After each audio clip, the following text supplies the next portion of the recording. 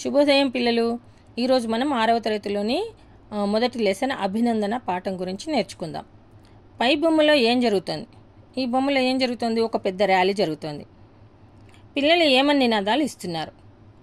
ఏమిస్తున్నారు? సైనికులకు వందనం, జై జవాన్, జవానులకు వందనం, వీరులకు వందనం అంటూ అరుస్తున్నారు. జై జవాన్ అని ఎందుకు అంటున్నారు? జై జవాన్ అని ఎందుకుంటున్నారు? జవాన్ అంటే సైనికులు, జవాన్లు అంటే సైనిక దినోత్సవం కాబట్టి జై జవాన్ అని పిలుస్తున్నారు. జవాను దేశానికి సేవ చేస్తాడు కదా, ఇతని వల్ల దేశం కోసం పాటుపడే వాళ్ళు ఎవరెవరున్నారు? చాలామంది ఉన్నారు కదా. మనకి దేశ రాజనాయకులు ఉన్నారు, తర్వాత డాక్టర్లు చేస్తారు, లాయర్లు, చాలామంది ఉన్నారు. ఇలాంటి వాళ్ళందరూ కూడా దేశానికి సేవ చేసే వాళ్ళే. రైతులు ఇంకా ముఖ్యంగా మనకు పంట పండించి ఏం చేస్తున్నారు? ఆహారం ఇస్తున్నారు టైంకి. అయితే ఈ పాఠం పేరు ఏంటంటే వీళ్ళందరికీ మనం అభినందనలు తెలుపుకోవాలి అని చెప్పేసి ఈ పాఠాన్ని మనకి అభినందన అంటూ ఇచ్చారు. ఎవరా కవి? శేషం లక్ష్మీనారాయణాచార్య గారు ఈ పాఠాన్ని మనకి అందించడం జరిగింది. మరి ఈ పాఠం ఉద్దేశం ఏంటి? అసలు ఈ పాఠం ఎందుకు ఇచ్చారు? పాఠం ఉద్దేశం అంటే అసలు దేనికోసం ఇచ్చారు ఈ పాఠం? ఈ దేశం బాగోగులు కోరుతూ అందుకోసం నిరంతరం శ్రమించే కర్మవీరులు ఎంతోమంది ఉన్నారు. అలాంటి వారిలో ముందుండేది రైతులు, సైనికులు. వారిని స్మరించుకుంటూ వారి శ్రమను, గొప్పతనాన్ని తెలియజెప్పడమే ఈ పాఠం ఉద్దేశం. ఈ దేశం బాగోగులు అంటే మంచిని కోరుతూ అందుకోసం నిరంతరం శ్రమించే, నిరంతరం అంటే ఎల్లప్పుడూ కూడా కష్టపడేటటువంటి కర్మవీరులు అని అంటే వాళ్ళు ఏమీ ఆశించకుండా కూడా సేవ చేసేవాళ్ళు ఎంతో మంది ఉన్నారు. అలాంటి వారిలో ముందుండేది రైతులు. వాళ్ళు ఏమీ ఆశించరు పాపం. వాళ్ళు కూడా సరిగా తినరు, ఆకలి నిద్ర అనేది లేకుండా మన కోసం కష్టపడి ఆహారం సంపాదిస్తూ ఉంటారు. సైనికులు కూడా ఏం చేస్తుంటారు పాపం? తిండి నిద్ర అనేది లేకుండా మన దేశంలోకి శత్రువులు రాకుండా ఉండడానికి ఎంతో కష్టపడుతూ ఉంటారు. వారిని స్మరించుకుంటూ వారి శ్రమను, గొప్పతనాన్ని తెలియజెప్పడమే ఈ పాఠం ఉద్దేశం. వారిని తలుచుకుంటూ, స్మరించుకోవడం అంటే తలుచుకుంటూ వారి శ్రమను, వారు పడే కష్టాన్ని, వాళ్ళ గొప్పతనాన్ని తెలియజెప్పడమే ఈ పాఠం యొక్క ఉద్దేశం. ఈ పాఠాన్ని మనకి శేషం లక్ష్మీనారాయణాచార్య గారు ఎంతో గొప్పగా రాయడం జరిగింది. ఈ పాఠాన్ని ఇప్పుడు మనము నేర్చుకుందాం. చూడండి పాఠ్యభాగ వివరాలు ఏమున్నాయి పాఠంలో. ఈ పాఠం గేయ ప్రక్రియకు చెందింది, అంటే పాడుకోవడానికి అనువుగా ఉంటుంది.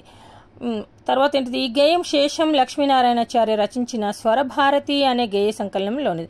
ఈ స్వరభారతి అనేది గేయ సంకలనం. అంటే స్వరభారతిలో చాలా వరకు గేయాలే ఉంటాయి. సంకలనం అంటే చాలా గేయాలు రాసి ఒక బుక్ లాగా తయారు చేస్తే దాన్ని సంకలనం అని అంటారు. బుక్ లాగా ఉంటుంది అన్నట్టు. అది అన్ని దొరుకుతాయి దాంట్లో. స్వరభారతి అనగానే దాంట్లో అన్ని గేయాలు ఈయన రాసినవి మనకి దొరుకుతాయి. ఎవరైనా లక్ష్మీనారాయణాచార్య గారు. ఇప్పుడు కవి పరిచయం. శేషం లక్ష్మీనారాయణాచార్య సొంత ఊరు కరీంనగర్ జిల్లాలోని నగునూరు.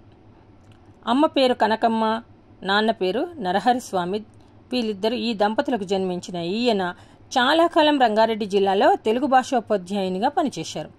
తెలుగు పండిట్గా చేశారు. ఈయన అనేక పద్య, వచన, గేయ కవితలను రచించారు. అంటే టీచర్గానే కాకుండా అనేక పద్యాలు రాశారు, వచనాలు అంటే గద్య భాగం రాశారు, గేయ కవితలను కూడా రాయడం జరిగింది. గేయ కవితలు అంటే ఏంటిది? పాడుకోవడానికి అనువుగా ఉండే కవితలు.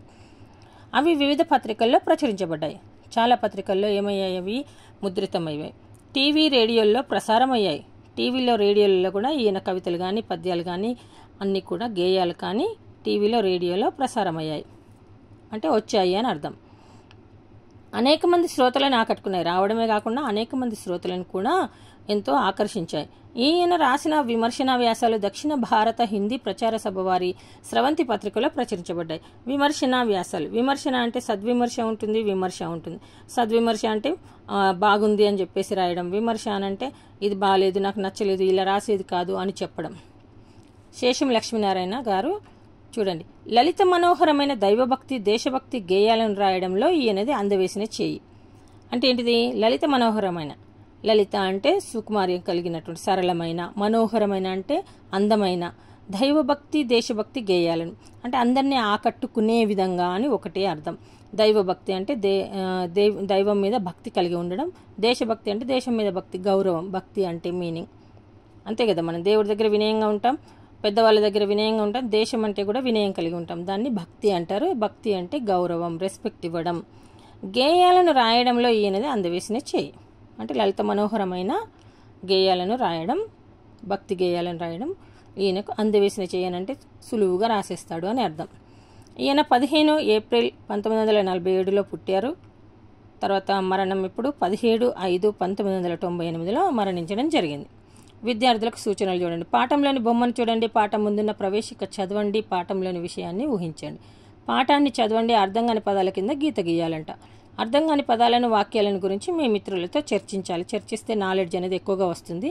పాఠ్యపుస్తకం చివరన ఉన్న పదాలు, అర్థాలు పట్టిక చూసి తెలియని పదాలకు అర్థాలను తెలుసుకోవాలి. ప్రవేశిక చూడండి, ఇది ప్రవేశిక అంటే పాఠంలోకి మనం ప్రవేశిస్తున్నాం. చూడండి, దేశానికి వెన్నెముక రైతు, దేశాన్ని కంటికి రెప్పలా కాపాడేవారు సైనికుడు. వెన్నెముక అని ఎందుకన్నారు? రైతు లేకపోతే మనం అన్నం తినలేము, అన్నం లేకపోతే దొంగతనాలు అనేవి తిండి కోసమే జరుగుతున్నాయి. కాబట్టి రైతు చాలా ఇంపార్టెంట్ మన దేశానికి. అలాగే దేశాన్ని కాపాడే సైనికుడు కూడా మనకు ఎంతో ఇంపార్టెంట్. వారిద్దరూ లేకపోతే దేశ ప్రజలకు తిండి, దేశానికి రక్షణ ఉండదు. తిండి లేకపోతే ఏముంటుంది? అమ్మో, తిండి లేకుండా ఉండలేము ఎవరు కూడా. ఏ మనిషి కానీ, జంతువు కానీ, పక్షులకు అన్నిటికీ తిండి, ఆహారం అనేది చాలా అవసరం. దేశానికి రక్షణ కూడా అవసరమే. మరి శత్రు సేనలు ప్రవేశిస్తాయి, వాళ్ళ ఇష్టం ఉన్నట్టు రాజ్యం చేస్తారు. అందుకోసమని కంపల్సరీగా మన దేశాన్ని మనము తప్పకుండా రక్షించుకోవాలి. దేశం కోసం వాళ్ళిద్దరూ పడే శ్రమను వర్ణించడానికి ఎన్ని మాటలైనా సరిపోవు. నిజంగానే వాళ్ళిద్దరు ఎంతో కష్టపడతారు. రాత్రనక పగలనక, వర్షం అనకుండా, ఎండ అనకుండా. పాపం పాము, పుట్ర ఎన్ని ఉంటాయి, వాళ్ళని కుట్టి చంపేస్తూ ఉంటాయి. మా జవానులు కూడా చనిపోతూ ఉంటారు శత్రుముఖలతోటి. అయినా కూడా వాళ్ళు భయపడకుండా ఈ పనులు చేస్తూ ఉంటారు. అందుకే లాల్ బహదూర్ శాస్త్రి గారు జై జవాన్ జై కిసాన్ అని అన్నారు. జై జవాన్ అంటే జవాన్ చాలా గొప్పవారు, జై కిసాన్ రైతులు కూడా చాలా గొప్పవాళ్ళు. ఇదే భావనను ప్రతిబింబింపజేస్తూ రచయిత సరళమైన పదాలతో వారిని ఎలా అభినందించాలో ఈ పాఠం చదివి తెలుసుకోండి.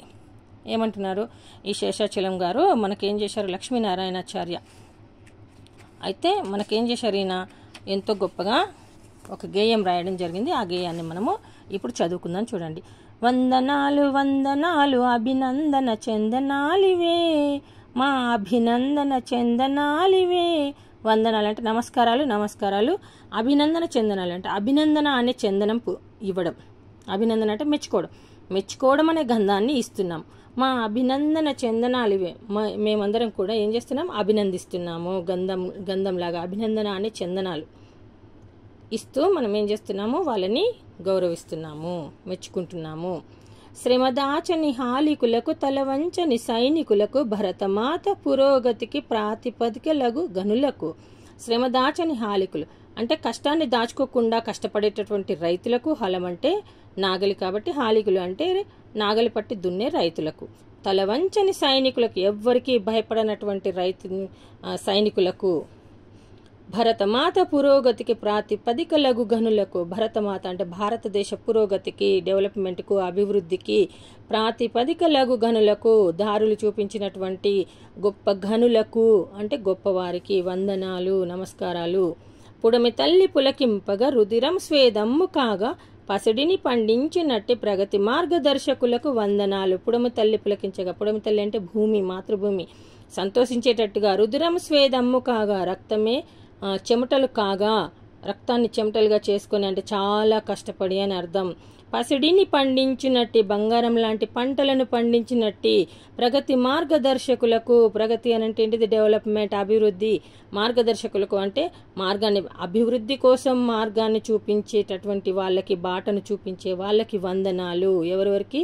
రైతుకి ఉన్న మరియు మన జవానికి. పుడమి తల్లి పులకించగా అంటే భూమి అనేది సంతోషించేటట్టుగా, రుధిరము స్వేదము కాగా అంటే రక్తాన్ని చెమటలాగా చేస్తూ, పసిడిని పండించినట్టు అంటే బంగారం లాంటి పంటలను పండించినట్టు ప్రగతి మార్గదర్శకులకు, అభివృద్ధి చూపించి అభివృద్ధి కోసం అని బాటలు వేసే వాళ్ళకి వందనాలు.